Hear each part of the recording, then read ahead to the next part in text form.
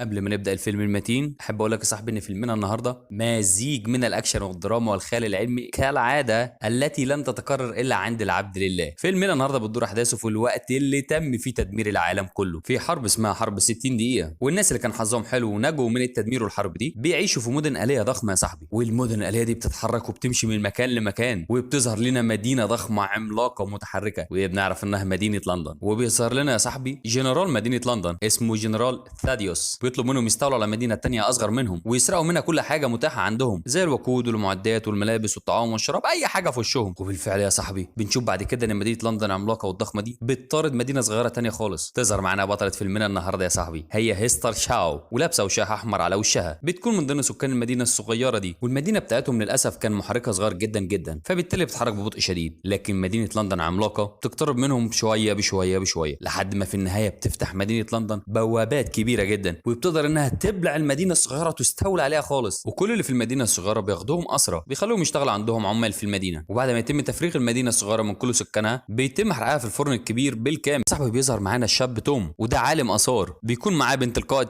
ثاديوس اسمها كاثرين. هما الاثنين طبعا دخلوا المتحف بتاع مدينه لندن، وبيكون توم واخدها في جوله جوه المتحف، لا جوله بس ما تفهمش غلط، وبيعرض لها ويشرح لها كل حاجه عن حرب 60 دقيقه، الحرب اللي تسببت في دمار وخراب العالم كله وخلتهم عايشين في المدن الكبيره دي. وبيكون توم شخص متعلم ومثقف ومهتم جدا جدا بالاثار وبالحاجات النادره من الزمن الماضي الجميل. وبنعرف كمان ان كاثرين بتدرس تاريخ، بالاخص تاريخ الحرب بتاع 60 دقيقه، وبتعمل بحث عن حرب نهايه العالم. وتوم بيقول لكاثرين انه بيلاقي خرده لاسلحه قديمه من الزمن اللي فات ده، وبيخبيهم في مكان سري ورا لوحه هنا علشان محدش من المهندسين الموجودين يجمع السلاح ويستخدمه تاني، لان الاسلحه دي فتاكه جدا. وبعد شويه من لفتهم جوه المتحف بيقابلوا شاب صغير اسمه هاربرت، وبنلاحظ من اسلوبه وكلامه انه متضايق وغيران من وجود كاثرين مع توم. وهاربرت بيزعق في توم، بيقول له انت مكانك مش هنا يا عم، انت مكانك تحت مع العمال علشان تفرز الاثار الجديده اللي استولينا عليها من المدينه الصغيره. لكن كاثرين بتنفض له وبتاخد توم معاها لمحطه المترو علشان يختصر الوقت ويوصل بسرعه، لان توم ممنوع عليه انه يستخدم المترو. وبنفهم يا صاحبي ان المترو بيستخدموه الطبقه العليا بس والاغنياء. ولما بيوصل توم بيلاقي واحد من العمال كان خلاص هيرمي جهاز كده في الحاجات الخرده، فتوم بسرعه بيمسك الجهاز ده على اخر لحظه، وبيقول للعامل ان الجهاز ده اثري ونادر جدا كمان، وان ده عباره عن خليه قابله للانصهار وبيتم استخدامها في الاسلحه، وتعتبر قطعه خطيره ونادره جدا في نفس الوقت. بالصدفه البحته بيكون القائد ثاديوس واقف وبيسمع الكلام اللي توم بيقوله للعامل، وبيعجب القائد ثاديوس بتوم جدا وبيتعرف عليه، وبيقول له انه كمان هو بيحب الاثار برضه. وفجاه بتحصل خناقه كبيره بين العمال بتاع مدينه لندن والعمال اللي لسه جايين جدد اللي استولوا عليهم. وفي وسط الدوشه والزحمه دي يا صاحبي بتظهر هيستر، وهي معاها سكينه صغيره في ايدها، وبتفضل تسحب وبتمشي بشويش جدا لحد ما تقرب من القائد ثاديوس وبتغزه بالسكينه،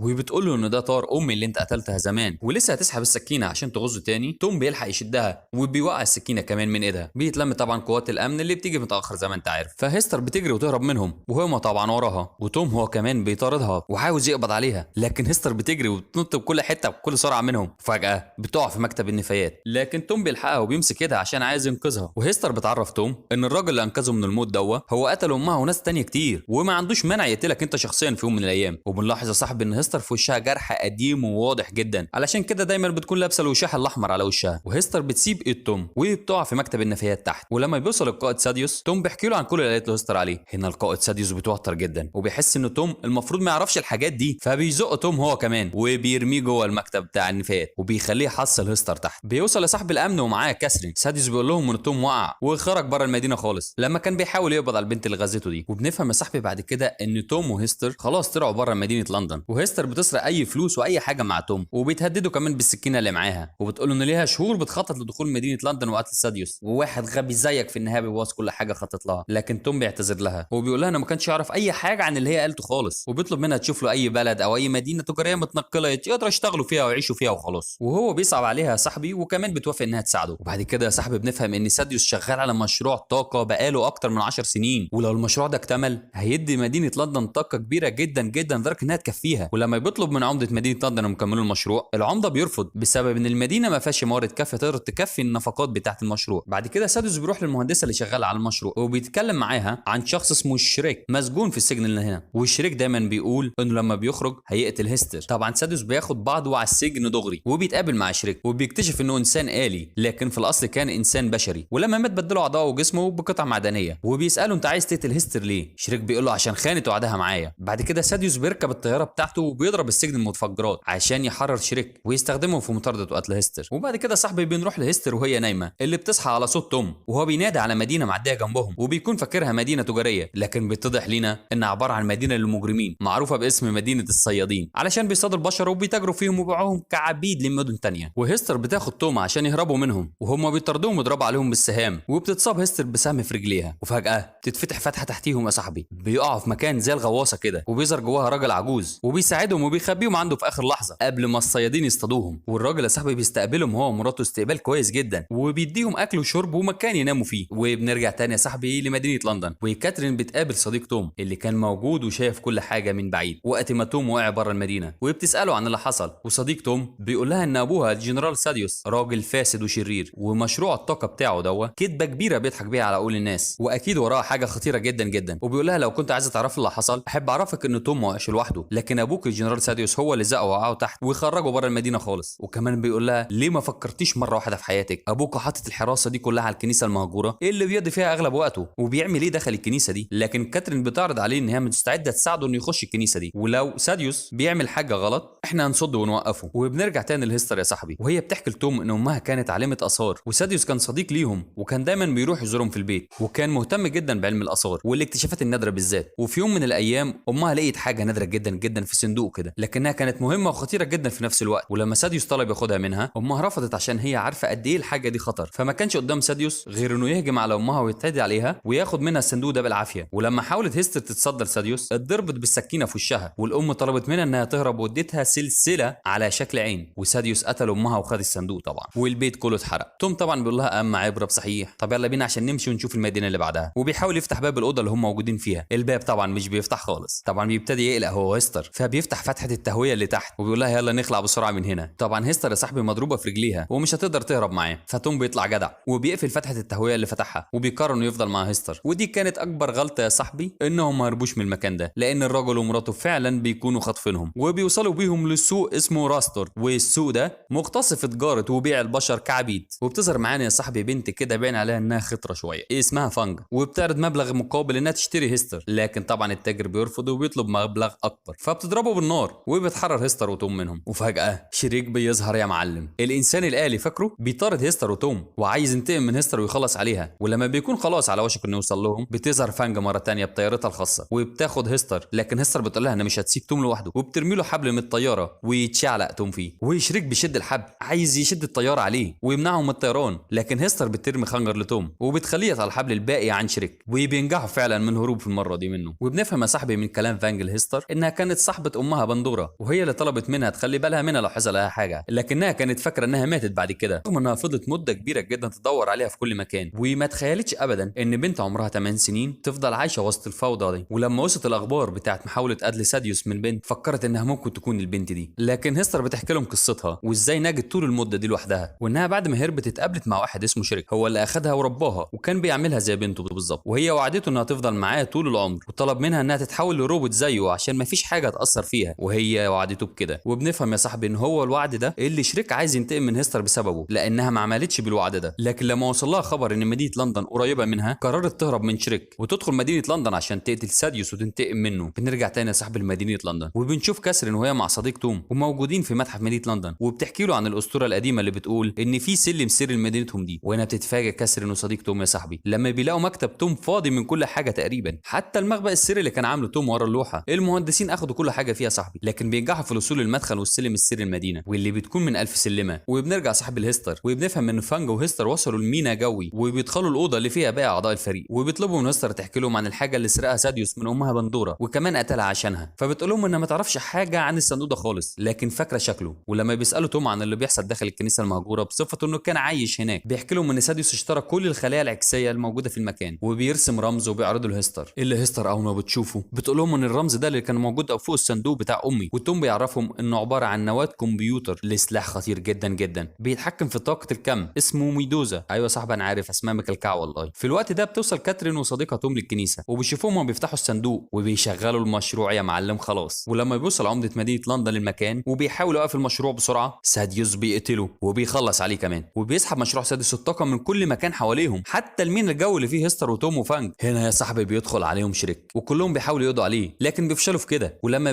شريك بيمسك توم وعاوز يخلص عليه، بتروح هيستر وتترجاه يقتلها هي مكانه، ويبص لها شريك وبيعرف ان هيستر خلاص بتحب الشخص ده، فبيقدم لها السلسله بتاعته وبيحررها من وعدها، وبينفجر شريك بسبب انفصاله وانقطاع الطاقه عنه. تاني يوم بيوصلوا بالطيارات يا صاحبي لمدن الشرق ورا الجدار العظيم عند الحاكم والقائد كوان، وبلغوه ان ساديوس جنرال مدينه لندن معاه سلاح خطير جدا جدا وجاي لهنا وعايز يدمر مدن الشرق كلها ويستولى عليها. وكوان بيصدر اوامره انه بيحرك الاسطول الجوي على مدينه لندن، لكن للاسف بيكون ساديوس متقدم عليه بخطوه يا صاحبي، وبيضرب ضربته هو الاول وبيدمر جزء كبير جدا من الجدار العظيم لمدن الشرق. بتكتشف هيستر يا صاحبي هنا ان السلسله اللي معاها فيها شريحه ذكيه، والشريحه دي من خلالها يقدروا يوقفوا السلاح، وبينجحوا في تشتيت انتباه وتركيز حراس مدينه لندن من خلال الطيارات اللي معاهم. وبتنجح هيستر انها تدخل مدينه لندن تاني وبتجري على الكنيسه، وللاسف ساديوس بيقدر انه يقضي على فانج، لكنها قبل ما تموت بتقول له انت قدرت ان انت تقتلني لكن لسه ما كسبتش الحرب والحرب في نهايتها. وبنفهم يا صاحبي ونشوف ان هيستر قدرت توقف السلاح الخطير ده ونجحت انها تعطله تماما عن العمل، وبتخلع بسرعه من المكان. ساديوس يا صاحبي بيقابل بنته اللي بتقول له انت السبب في الدمار كله اللي حصل ده. ساديوس بقى بيجري بسرعه كده ومجنون وبيقتل كل افراد وحده القياده الخاصه بالمدينه بتاعته، وبنكتشف انه خلاص اتجنن وقرر انه ياخد مدينه لندن ويخبطها في الجدار العظيم ويدمرها. ثم بيتدخل وبيتصل بكاترين بالطريق اللاسلكي وبيطلب منها انها تفتح ابواب المدينه الخاصه بالمحركات، وهيضرب صاروخ على المحركات دي لانه احتمال يوقفوا والدها ساديوس عن الجنون اللي عايز يعمله ده. وفعلا بيدخل توم بطيارته جوه المدينه وبيضرب المحركات دي وبيقدر يوقفها كمان مؤقتا. بس في الوقت ده بيكون ساديوس جاهز بطيارته الخاصه عشان يهرب بيها. بتظهر له هيستر يا زميلي وبتهدده بالمسدس لانها عايزه تنتقم لموت امها، وساديوس بيفضل يحايلها ويتكلم معاها وبيهجم عليها وعايز يقتلها، لكن توم بيظهر بطيارته في الوقت المناسب وبياخد هيستر معاه وبينقذها من ساديوس. وتوم وهو طاير بيضرب صاروخ على طياره ساديوس وبيموت اخيرا. تاني يوم كاترين بتاخد كل سكان مدينه لندن وبتروح لحاكم مدن الشرق القائد كوان وبيرحب بيهم وبيعيشوا مع بعض في سلام وامان. وبينتهي فيلمنا صاحبي لما بيكون توم وهيستر مع بعض على الطياره وفرحانين بنجاحهم وانتصارهم دوا. وبكده يا صاحبي بنكون وصلنا لنهايه فيلمنا النهارده. لو عجب الفيلم دوس لايك وسبسكرايب، ولو احنا على اليوتيوب نبص على القناه، وما تنساش تسمعنا رايك في الكومنتات. سلام.